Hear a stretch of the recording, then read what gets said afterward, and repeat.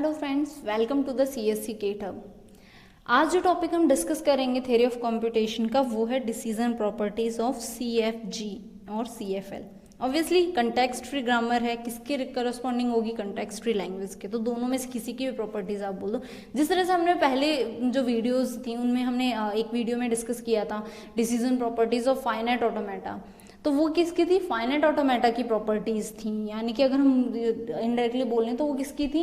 Regular grammar या regular language की। क्यों? क्योंकि वो जो लैंग्वेज एक्सेप्ट कर रहा था वो कौन सी थी? रेगुलर लैंग्वेजेस थी। वैसे ही सेम PDA क्या करता है? CFL एक्सेप्ट करता है। तो उस केस में उसकी प्रॉपर्टीज क्या आ जाएंगी? ये वाली प्रॉपर्टीज जो हम आज डिस्कस करेंगे। फाइनाइट ऑटोमेटा की जो प्रॉपर्टीज थी उसमें 4 प्रॉपर्टीज थी जो डिसाइडेबल थी, जबकि यहाँ कितनी है? सिर्फ 3 प्रॉपर्टीज हैं जो डिसाइडेबल हैं। वो तीनों प्रॉपर्टीज कौन कौन सी हैं? Emptiness, finiteness and membership. और जो चौथी प्रॉपर्टी जो रह गई है, जो किसमें? आपके फाइनाइट ऑटोमेटा में तो डिसाइडेबल थी लेकिन यहाँ नहीं है, वो कौन सी थी? इक्विवेलेंस। दो ऑटोमेटाज, फाइनाइट ऑटोमेटाज इक्वल हैं या नहीं, इट मीन्स वो सेम लैंग्वेज एक्सेप्ट कर रहे हैं या नहीं, वो हम चेक करते थे उसमें फाइनाइट ऑटोमेटा में। लेकिन यहाँ 2 ग्रामर्स इक्वल हैं या नहीं ये डिसाइड नहीं कर सकते। दैट्स व्हाई वो प्रॉपर्टी यहाँ डिसाइडेबल नहीं है। तो यहाँ कितनी प्रॉपर्टीज डिसाइडेबल है? ओनली 3 प्रॉपर्टीज डिसाइडेबल है, emptiness, finiteness and membership. So let's discuss each of them one by one. First of all, first property और first problem is emptiness. Emptiness क्या होता है? कोई एक ग्रामर एम्प्टी लैंग्वेज जनरेट कर रही है या नहीं कर रही है, उसे हम क्या बोलते हैं? एम्प्टीनेस प्रॉपर्टी बोलते हैं। और इसे चेक करने के लिए हमारे पास एक मेथड एग्जिस्ट करता है। दैट्स व्हाई ये जो प्रॉपर्टी है हमारी वो CFG में क्या है? डिसाइडेबल है। वो प्रॉपर्टी हमारी CFG में क्या है? डिसाइडेबल है। सो वो क्या है मेथड जिससे हम चेक करते हैं, वो देखते हैं।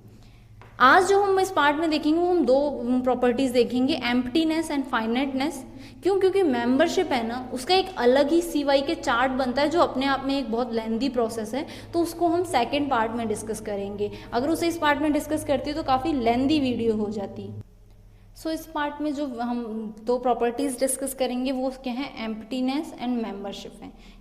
सॉरी, एम्प्टीनेस एंड फाइनाइटनेस है। मेंबरशिप हम सेकंड पार्ट में डिस्कस करेंगे। सो स्टार्ट करते हैं एम्प्टीनेस चेक करने के लिए। एम्प्टीनेस के लिए हमारे पास एल्गोरिथम कुछ इस तरीके से। फर्स्ट क्या है? Eliminate the useless variables from the CFG। हमें क्या करना है? CFG से यूजलेस वेरिएबल्स एलिमिनेट करने हैं। ये बेसिकली सिंप्लीफिकेशन की फर्स्ट टाइप है, रिमूव करने का कुछ। तो ये हमने सिंप्लीफिकेशन का जो मैंने वीडियो बनाई है उसका मैंने लिंक डिस्क्रिप्शन में शेयर किए। अगर आपको वो देखना हो कि हम यूजलेस वेरिएबल, यूनिट प्रोडक्शन, नल प्रोडक्शन किस तरह से रिमूव करते हैं तो आप वो वीडियो प्रेफर कर सकते हैं। यहाँ मैंने फर्स्ट स्टेप हमारा क्या है? बेसिकली जब हमने CFG की जितनी वीडियोस बनाई, मैं हर वीडियो में यही बोलती हूँ कि जब भी हम CFG पे कुछ भी अप्लाई करेंगे उससे पहले हमें उस CFG को क्या करना है? सिंप्लीफाई करना है। और सिंप्लीफाई करने के लिए हमारे पास 3 चीज़ें होती हैं जो हमें रिमूव करनी होती हैं, useless variables, unit production and null production. तो ऑब्वियसली आपको हर स्टेप पे बेसिकली क्या मिलेगा कि वो आपकी सिंप्लीफाइड होनी चाहिए। ठीक है, सबसे पहले हम यूजलेस वेरिएबल एलिमिनेट करेंगे अगर एग्जिस्ट करती है तो। Second step, if starting symbol is useless, यानी कि आपका स्टार्टिंग सिंबल ही यूजलेस हो गया और आपने उसको रिमूव कर दिया, तो जैसे फाइनाइट ऑटोमेटा में क्या होता है? इनिशियल स्टेट होती है, वहां आपको एम्प्टीनेस चेक करने के लिए वहां पे जो हमारी प्रॉपर्टी थी वो क्या थी कि हम फाइनल स्टेट पे या तो पहुंच नहीं पा रहे हैं या फिर हम वहाँ जो ऑटोमेटा है उसमें फाइनल स्टेट है ही नहीं, तो वो क्या कर रहा था? एम्प्टी लैंग्वेज एक्सेप्ट कर रहा था। यहाँ उसका जस्ट रिवर्स है। अगर आपका इनिशियल स्टेट ही, मतलब जो स्टार्टिंग सिंबल है वही यूजलेस बन गया, तो आप प्रोसेसिंग कहाँ से शुरू करोगे? CFG में सारी प्रोसेसिंग कहाँ से स्टार्ट होती है? स्टार्टिंग सिंबल से ही तो स्टार्ट होती है। दैट्स व्हाई वो सिंबल के स्टार्टिंग सिंबल कहलाता है। अगर आपका स्टार्टिंग सिंबल ही हट गया तो आप कोई लैंग्वेज वहाँ से नहीं जनरेट कर सकते। तो वहाँ से वो किस तरह की लैंग्वेज जनरेट करेगा? फिर एम्प्टी लैंग्वेज ओनली जनरेट करेगा। तो अगर स्टार्टिंग सिंबल आपका यूजलेस हो गया तो उस केस में वो क्या जनरेट कर रहा है? एम्प्टी लैंग्वेज जनरेट कर रहा है, otherwise non empty language generate कर रहा है। एक एग्जांपल देख लेते हैं, देखते हैं इसमें से क्या वो यूजलेस बन के एलिमिनेट होता है या नहीं होता। नाउ सी, यूजलेस के केस में हम क्या करते थे? हम रिकर्सिव या तो कॉल, यूजलेस में बेसिकली क्या था, यूजलेस प्रॉपर्टी जो थी उसमें क्या करते थे हम, ये चेक करते थे कि कोई एक नॉन टर्मिनल अगर किसी टर्मिनल को डिराइव नहीं कर रहा है तो हम उसको यूजलेस कंसीडर करते थे और रिमूव कर देते थे। नाउ स्टेप बाय स्टेप हम यहाँ देखें तो S टेंस टू A भी मिल रहा है हमें, लेकिन इनडायरेक्टली A से हमें क्या मिल रहा है, एक टर्मिनल मिल रहा है। तो यहाँ से हम एक टर्मिनल मिल जाएगा, देन B से यहाँ एक टर्मिनल और उसके बाद वो B है। अब हमें देखना पड़ेगा कि क्या हो रहा है। Now see B tends to B जिसपे हम स्टक हुए हैं, ये हमें देखना पड़ेगा। उसी को अगर हम प्रोसेस करें तो हमें क्या मिल रहा है, ये बेसिकली क्या है, रिकर्सिव कॉल कर रहा है अपने आप को। आपको इसको डिटेल में समझना हो तो आप, अगर यहाँ आपको एक भी डाउट है तो पहले आप सिंप्लीफिकेशन जरूर देखना कि किस तरह से करते हैं। मैं यहाँ सिर्फ यूजलेस वेरिएबल को एलिमिनेट करवा रही हूँ, वहाँ पे सिंप्लीफिकेशन में यूनिट एंड नल प्रोडक्शन भी हटाना होता है। ओके, सो ये क्या है, ये रिकर्सिव कॉल है। तो रिकर्सिव कॉल जब होता है हम डायरेक्टली उसको क्या कंक्लूड कर देते थे, उसे हम क्या बोल देते थे डायरेक्टली कि वो क्या है, यूजलेस है। और क्यों है वो भी मैं एक बार यहाँ रिवाइज करा देती हूँ। क्यों, क्योंकि अगर मैं B को रिप्लेस करूँ देन ये मिलेगा, after that again B up to so on, ऐसे मुझे कंटिन्यूसली हर स्टेप पे एक कैपिटल B मिलेगा ही, और मुझे हर स्टेप पे इसको रिप्लेस करना होगा। फर्दर जब मैं रिप्लेस करती जाऊंगी इसको तो मुझे अगेन यही सेम पेयर मिलता रहेगा। इट मीन्स मैं क्या, स्टॉप ही नहीं होंगी कहीं, वो रिकर्सिवली अपने आप को बार बार कॉल कर रहा है। तो उस केस में वो क्या है, यूजलेस है। जैसे वो यूजलेस हुआ हम इस प्रोडक्शन को डिलीट कर देंगे, रिमूव कर देंगे, और जैसे ये प्रोडक्शन रिमूव हुआ हमारे उसमें से जो प्रोडक्शन रूल्स थे उसमें से क्या हट गया, B हट गया। तो जहां जहां प्रोडक्शन रूल में आपको B मिल रहा है आपको उस स्टेप को क्या करना है, रिमूव करना है। नाउ सी हमारे स्टार्टिंग सिंबल में ही B है तो इस प्रोडक्शन को हमें क्या हटाना पड़ेगा। जैसे हमने उस प्रोडक्शन को हटाया S टेंस टू हमारे पास अब कुछ भी नहीं बचा। तो इस केस में हमारा S भी क्या बच गया, जब S कुछ जनरेट ही नहीं कर रहा। मैंने क्या बोला, यूजलेस कौन सा है, जो कोई टर्मिनल जनरेट नहीं कर रहा। यहाँ S कुछ भी जनरेट नहीं कर रहा है तो यहाँ से हमें क्या मिल गया कि भी ये S भी क्या बन गया, यूजलेस बन गया। जैसे ये यूजलेस हुआ हम क्या कंक्लूड कर देंगे कि वो क्या कर रहा है, एम्प्टी लैंग्वेज एक्सेप्ट कर रहा है। अगर यहाँ पे थोड़ा सा वेरिएशन हो जाता, S tends to A B and A होता, देन हमारी सिर्फ ये प्रोडक्शन हटती, ये पेंडिंग रहता, तब तो हमें क्या मिलता है, S टेंस टू A। उस केस में ये क्या करता, नॉन एम्प्टी लैंग्वेज एक्सेप्ट करता। ठीक है, तो ये अगर मैं नॉर्मल लिटिल बिट डिफरेंस लेके अगर शो करूं तो अगर आपका स्टार्टिंग सिंबल ही यूजलेस बन गया तो वो क्या एक्सेप्ट करेगा, एम्प्टी लैंग्वेज को। लेकिन अगर स्टार्टिंग सिंबल जो आपका है वो यूजलेस नहीं बना तो वो क्या करेगा, नॉन एम्प्टी लैंग्वेज को एक्सेप्ट करेगा। ओके, नेक्स्ट अब देखते हैं सेकंड प्रॉपर्टीज की, वो क्या है, फाइनाइटनेस प्रॉपर्टी। फाइनाइटनेस बेसिकली क्या होता है कि वो जो लैंग्वेज एक्सेप्ट कर रहा है ग्रामर वो फाइनाइट है या नहीं है लेंथ में, मतलब जो वो जनरेट हो रही है उसमें इनफाइनाइट पॉसिबिलिटी तो नहीं बन रही है। वहाँ पे वो एक फाइनाइट लेंथ की स्ट्रिंग या फाइनाइट लेंथ में कुछ हमारा आउटपुट जनरेट कर रहा है या इनफाइनाइट लेंथ में स्ट्रिंग जनरेट कर रहा है, वो चीज़ हमारी होती है फाइनाइटनेस प्रॉपर्टी। और ये भी क्या है, डिसाइडेबल है CFG में। क्यों, क्योंकि इसके लिए भी हमारे पास एल्गोरिदम एग्जिस्ट करती है। एल्गोरिदम क्या है, फर्स्ट स्टेप है convert the CFG into CNF grammar. Previous video में हमने जो और वीडियोस ग्रामर की देखी हैं उसमें हमने CFG को CNF में कन्वर्ट करने का हमने ग्रामर देखा हुआ है। CNF बेसिकली क्या है, एक नॉर्मल फॉर्म है। दो तरह के नॉर्मल फॉर्म्स होते हैं CFG को जब हम कन्वर्ट करते हैं, तो Greibach normal form and Chomsky normal form. तो ये क्या है, चॉमस्की नॉर्मल फॉर्म है। अगर आपने CNF आपको कन्वर्ट करना आता है देन वेल एंड गुड, अगर नहीं आता है तो आप, मैंने लिंक शेयर किया हुआ है डिस्क्रिप्शन में, आप वहाँ से नॉर्मल फॉर्म्स एक बार देख लें। क्यों, क्योंकि आपको ग्रामर को पहले अगर वो नहीं है, गिवन है ऑलरेडी आपको CNF के फॉर्म में, देन आप प्रोसीड कर जाना आगे जो भी आपको करना है। लेकिन अगर वो नहीं है CNF के फॉर्म में, देन आपको पहले उसको CNF में कन्वर्ट करना है और उसके बाद आप क्या करोगे, उसके लिए फर्दर प्रोसेसिंग जो आपको करनी है फाइनाइटनेस चेक करने के लिए वो करनी है। ओके, सो सबसे पहले स्टेप में हमने चेक किया करेंगे कि वो CNF ग्रामर में है नहीं, अगर नहीं है तो कन्वर्ट करेंगे। आफ्टर दैट हम क्या करेंगे, उसका एक ग्राफ जनरेट करेंगे और उस ग्राफ को क्या बोलेंगे हम, CNF ग्राफ। अगर उस ग्राफ में कोई लूप या अगर ग्राफ के टर्म में बात करें अगर कोई साइकिल एग्जिस्ट करता है तो वो ग्रामर क्या, इनफाइनाइट लैंग्वेज एक्सेप्ट करेगी, अदरवाइज फाइनाइट लैंग्वेज एक्सेप्ट करेगी।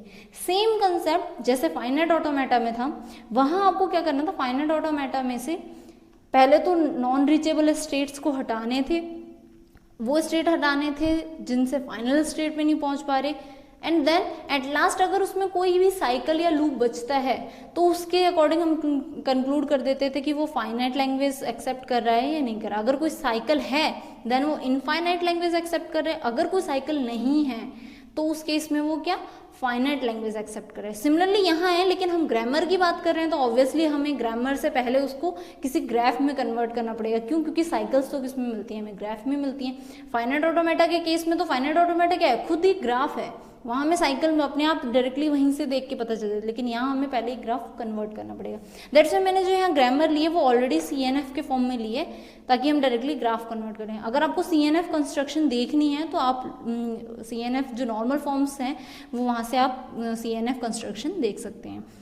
सो स्टार्ट करते हैं। ये ग्रामर हमारे ऑलरेडी CNF में है। CNF की बेसिक प्रॉपर्टी मैं एक बार बता देती हूँ ताकि और रिवाइज हो जाए। बेसिक प्रॉपर्टी क्या थी, एक जो नॉन टर्मिनल है वो एग्जैक्टली या तो 2 नॉन टर्मिनल जनरेट करे या एग्जैक्टली 1 टर्मिनल जनरेट करे। ये बेसिक प्रॉपर्टी थी CNF फॉर्म के लिए, ठीक है। तो ये हमें यहाँ मैच करना है। Now see S tends to AB, S क्या है, नॉन टर्मिनल। कितने non terminal, 2 non terminal generate कर रहा है, ठीक है, प्रॉपर्टी मैच कर रही है, CNF में है।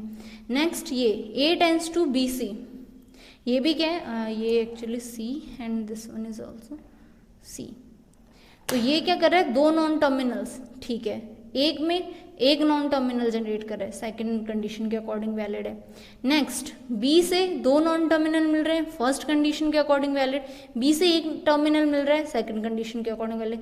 C से एक टर्मिनल मिल रहा है, सेकंड कंडीशन के अकॉर्डिंग वैलिड। इट मीन्स ये जो हमारी ग्रामर है वो किस में है, CNF चॉमस्की नॉर्मल फॉर्म में है। हमारा चॉमस्की नॉर्मल फॉर्म में अगर ये नहीं होता देन हम इसको कन्वर्ट करते।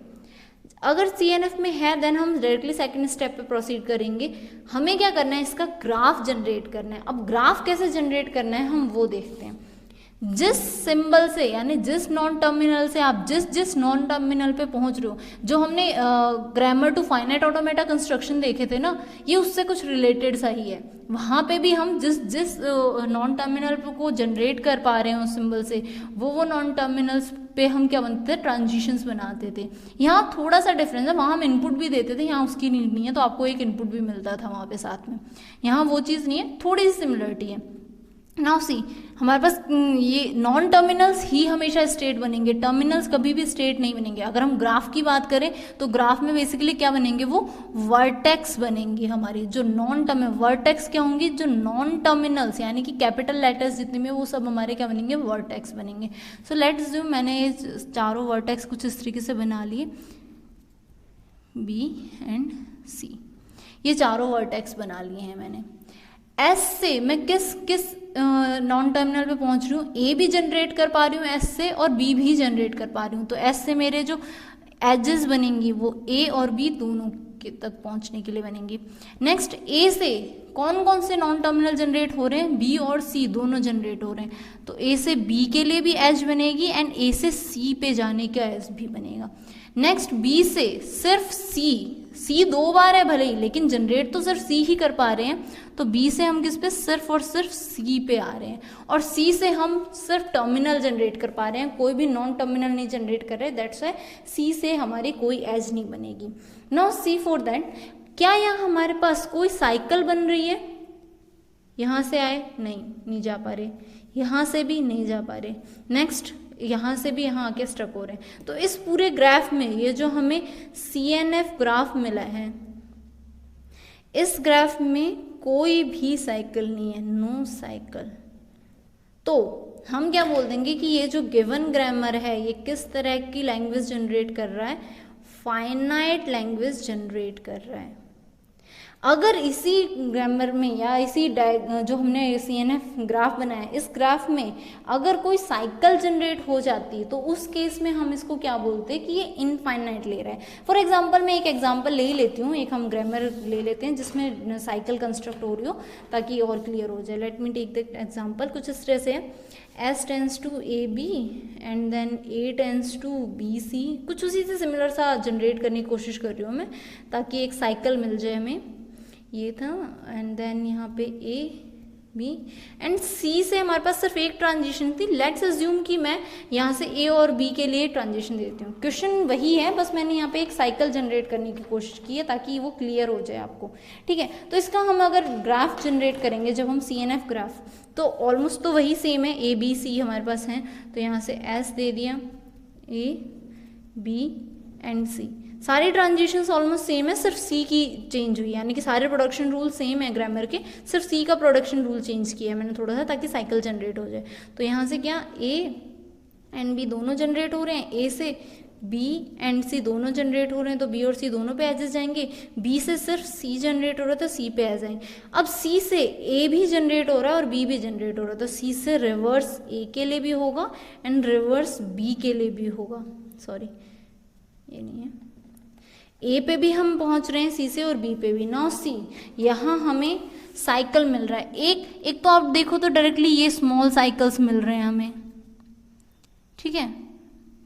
तो ये साइकिल और ये साइकिल मिल रहा है। अगर हम लार्ज साइकिल की बात करें तो कुछ इस तरह से भी है, यहाँ से हम S से आके, नहीं ये वाला साइकिल नहीं है एक्चुअली, इधर से सिर्फ आउटगोइंग्स है, S पे नहीं पहुँच रहा, बट स्टिल हमें दो स्मॉल साइकिल्स मिल रहे हैं। ये भी एक साइकिल है तो यहाँ से नंबर ऑफ पॉसिबल स्ट्रिंग्स बन सकती हैं, यहाँ से भी नंबर ऑफ पॉसिबल स्ट्रिंग्स बन सकती हैं, मतलब पॉसिबल लेंथ के कुछ स्ट्रिंग के सिंबल्स मिल सकते हैं हमें। तो वो नंबर ऑफ टाइम्स रिपीट हो सकते हैं, कितने भी नंबर ऑफ टाइम्स। तो जैसे ही हमें यहाँ पे क्या मिला, साइकिल मिला ग्राफ में, हम क्या कंक्लूड कर देंगे कि वो किस तरह की लैंग्वेज जनरेट कर रहा है, इनफाइनाइट लैंग्वेज जनरेट कर रहा है।